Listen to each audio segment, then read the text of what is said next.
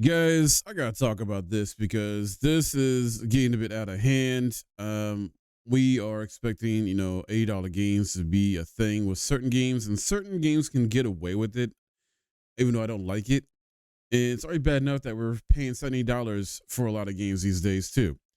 It's great though that certain games, certain developers are going the $50 route, like recently with Expedition 33, Oblivion Remastered, and then a few upcoming ones like Mafia, The Old Country, and Wu Chang, Fallen Feathers.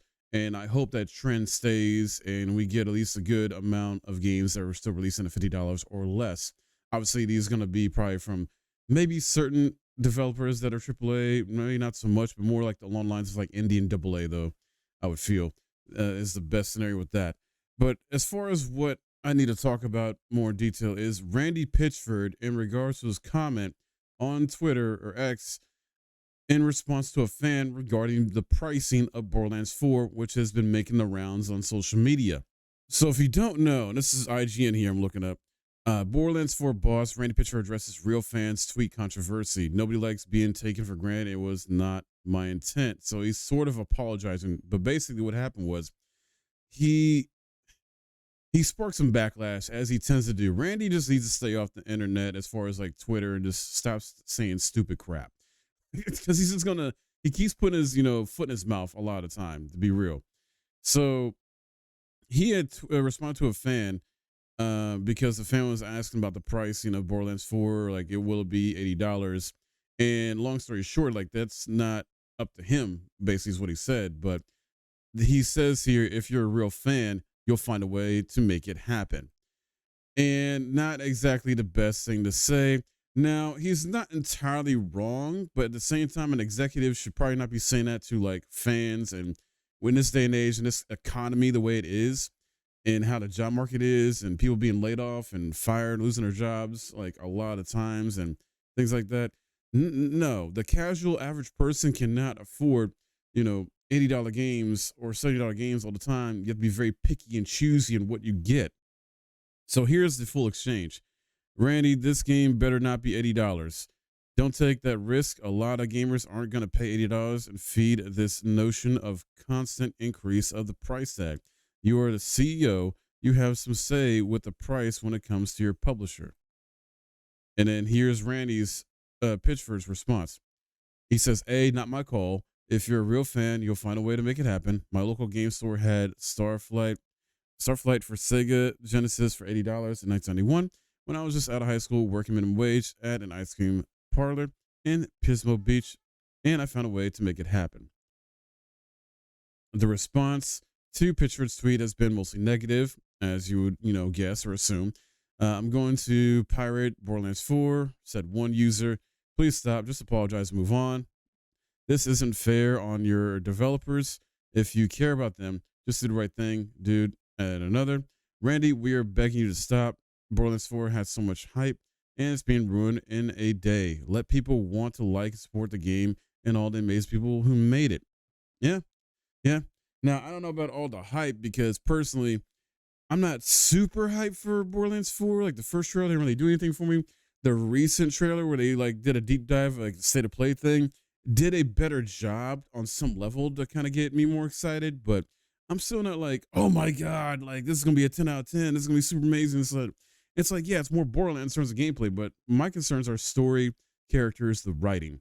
All right, and they say they've learned from their mistakes and lessons from Borderlands 3 and the writing and all that stuff is supposed to be better, but we'll see. We'll see. Um, and then while Pitchford has yet to apologize directly for his comments, he did point to a recent answer he gave on stage at PAX East at Borderlands 4 Price, saying, "Do you want the truth? Here it is." And now Pitchford inched close to an actual apology after Borderlands streamer Moxie tweeted dialogue from Handsome Jack AI prompted by a user called Duke Nukem who fed it to Pitchford's original tweet. And this is just basically if Handsome Jack said what Randy did in his own way. Oh boy, oh boo-hoo, $80 for Borderlands 4. Let me break out the world's tiniest violin, crafted from iridium and oiled with the tears of whiny vault hunters. Listen, Cupcake, you're not buying a game. You're investing in a premium, galaxy-shattering experience personally engineered to blast your sad little dopamine receptors into orbit. You think quality loot in chaotic mayhem just code itself? You want guns that sprout legs, sing sea shanties, explode into loot goblins without paying top dollar? Grow up. Back in my day, I built an entire moon base with my own two hands and metric ton disposable Hyperion interns. And you're crying about spending a few bucks more to virtually murder skags with style? Please. But hey, if $8 is too steep, there's always a solution. Just don't buy it. More legendary drops for the rest of us. Fewer mouth breathing freeloaders clogging up my loot pools. Win. Stay broke, hero. And that's, mind you, that's Handsome Jack AI. And he's answered with Handsome Jack, president of the Galaxy, CEO of Hyperion, your personal nightmare. So Randy kind of responds and sees that. Oh, hold on.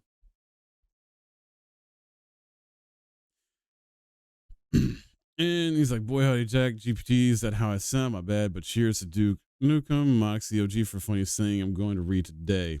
That's apparently the funniest thing he read that day.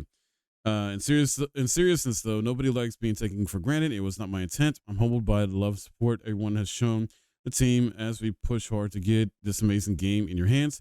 They're crushing it, and I can't wait for everyone to play what's going to be the best Borderlands ever, regardless of where the price lands. It's going to be worth it and then some. Back to work for me, he says. So Pitchford clearly would like to draw a line under this week's self-inflicted drama, but it seems likely the debate about Borderlands 4 price will resurface as soon as pre-orders go live. At this point, publisher 2K Games will have to announce the price of the game, and whether it's $8, $70, something else, it'll be a bigger talking point now than it might have been. Yeah, I mean, and you know, I hate to focus on negative news stuff like this, but I also got to speak my mind when it comes to stuff like this, because if we as gamers, if we as consumers do not speak up and we don't stand up for ourselves and we just keep feeding into the greedy machine of these corporations by letting our wallets speak and let them know like, oh, we're going to buy it anyway, the majority of us, and that's letting them know it's okay to price games at $8. That's letting them know it's okay to price the accessories at 100 plus or the heck or $80, this and that, when it's not, you know. And these companies are not your friend. These corporations are not your friend. They're a business. They're here to make money, and they're trying to increase their profits every freaking year. And a lot of companies are successful at that. Like, you got all these different companies with microtransactions in their games, from mobile gaming, MMOs, live service games, etc. Right? And I want Borderlands 4 to be good. You know, I really do. I want it to be a fun, good game, at least like a 7, 8 out of 10 type of game at minimum. And just be a blast to play and fun to play with friends. I don't want it to be ruined by corporate greed. Now, Pitchford not being in control of the pricing, even though it's CEO of this development team, okay.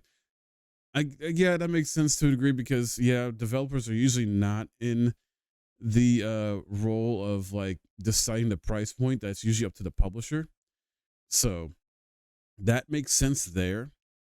But he shouldn't have came off like saying what he said. He's not entirely wrong. I'm not gonna say he's wrong, because yeah, if people are true, you know, are really big super mega fans and this and that, they will find a way to buy said game or whatever have you, collector's edition, things like that.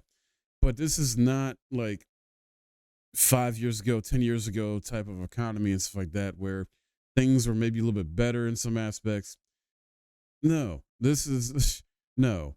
And things just keep going up and up, inflation, all that stuff.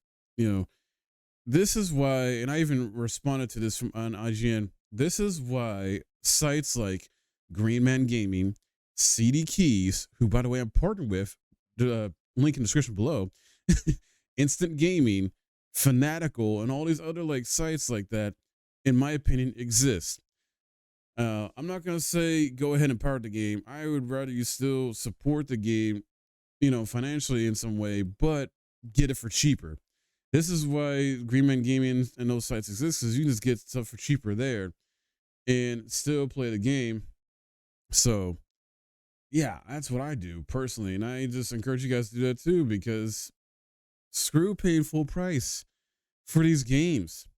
And not everybody's in a position like me to where, I'm a content creator that gets half to a lot of his games for free because I apply requests or I just get emailed, about getting game keys because of me being at a certain level with my overall audience and viewership that devs trust me enough to like, hey, you can get a key, show it off. Not everybody is like that in that situation. I'm talking about the casual, average gamer consumer who's got a regular job, 9 to 5, probably married, probably got kids, And even if you're not married and got kids, you got a job, maybe you're working 2 jobs or something like that just to survive in this day and age. Like, it's hard out there. And Randy needs to stop saying stupid shit like this. He just needs to stop it. Not everybody's in the same position. And you got to be really picky and choosy, guys. So choose your games well. I get it that development costs are going up, but that's also a result of mismanagement. That's also a result of some bad decision making and realigning. Because if you got games coming out at $50 and selling extremely well, like Expedition 33, like an Oblivion Remastered, selling extremely well, and they're both on Game Pass and are still selling in the millions, you should take note of that. AAA companies, you should take note of that. Other devs and publishers, take note of that. Stop being so greedy, because if you make a good quality game, price it appropriately, it will sell like hotcakes. Okay? Just being real. That's my thoughts on this, guys. And I don't know if I should say I'm looking forward to what ends up being the price for this game or not, because I feel like if they're smart, they'll go for $50 to $60 price tag. If they're not, they're going to go 70 to 80, and then that's just going to piss a lot of people off, I imagine. We'll have to wait and see. I'll keep you updated on that too, because it is an RPG, and I do RPGs on this channel. So, oh boy, strap yourselves in for these next few months leading up to the release of Borderlands 4, guys. But what are your thoughts? Let me know in the comments below. Sound off. And I hope you enjoyed this video. I would appreciate a like if you did, and subscribe if you're new. I'll see you guys in the next one.